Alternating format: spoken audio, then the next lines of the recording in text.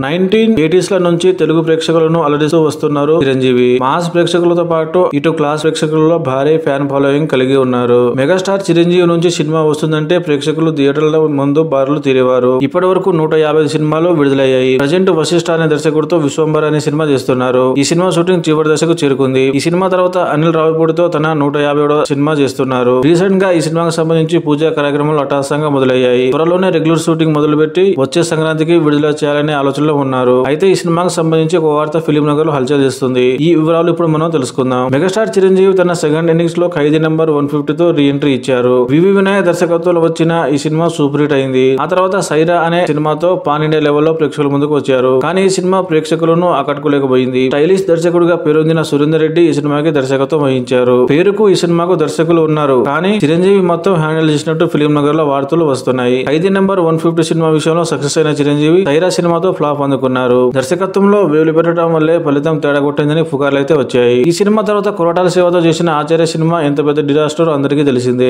ఈ సినిమా తర్వాత చిరంజీవి దర్శకుడిపై పరోక్షంగా వ్యాఖ్యలు చేసినట్టు అప్పట్లో వార్తలు వచ్చాయి. ఆ తర్వాత దేవర సినిమా ప్రమోషన్ లో కౌంటర్ ఇచ్చినట్టు ఫిలిం నగర్ లో గుసగుసలు వినిపించాయి. అంటే ఆచార్య దర్శకత్వం విషయంలో వెళ్లిపెట్టినట్టు పలువురు ఆరోపించారు. ఆ తర్వాత బాబీ కోలే దర్శకత్వంలో చేసిన Waltair Veerayya blockbuster hit అయింది. 250 కోట్లకు పైగా వసూలు చేసి చిరంజీవి స్టామినా మరోసారి రుజువు చేసింది. కాకపోతే ఈ సినిమా క్రెడిట్ మొత్తం దర్శకుడికి ఇవ్వకుండా చిరంజీవి తీసుకున్నారు అనే వాదన కూడా ఉంది. ఈ సినిమా తర్వాత మలయాళంలో సూపర్ హిట్ అయిన లూసిఫర్ సినిమాను గాడ్ ఫాదర్ గా రీమేక్ చేశారు. ఈ సినిమా దర్శకుల విషయంలో పెద్ద తతంగమే నడిచింది. చివరికి మోహన్ రాజా దర్శకత్వం వహించారు. ఈ సినిమాకి పాజిటివ్ టాక్ వచ్చినా కూడా కలెక్షన్స్ పెద్దగా రాలేదు. ఒరిజినల్ తెలుగు వర్షన్ కూడా విడుదల అయింది. ఈ సినిమా తర్వాత తమిళంలో దాదాపు 12 సంవత్సరాల క్రితం విడుదలైన వేదాలం సినిమాను భోలాశంకర్ గా మెహర్ రమేష్ దర్శకత్వంలో రీమేక్ చేశారు. ఈ సినిమా కూడా డిజాస్టర్ అయింది. ఈ సినిమా విషయంలో కూడా దర్శకునిపై పరోక్ష విమర్శలు చేశారు. వచ్చే జూన్ లేదా జూలైలో విశ్వంబర సినిమా విడుదలయ్యే అవకాశం అయితే ఉంది. ఈ సినిమాలో గ్రాఫిక్స్ పై తీవ్ర విమర్శలు వచ్చాయి. ఈ సినిమా స్క్రిప్ట్ లో కూడా తలదూర్చినట్టు ఫిలిం నగర్ లో గుసగుసలు వినిపిస్తున్నాయి. ఈ సినిమా తర్వాత అనిల్ రావిపూడితో సినిమా చేస్తున్నారు. అనిల్ రావిపూడి గత సినిమాల స్టైల్లో మొగుడు పెళ్ళాం స్టోరీతో వస్తున్నట్టు తెలుస్తుంది.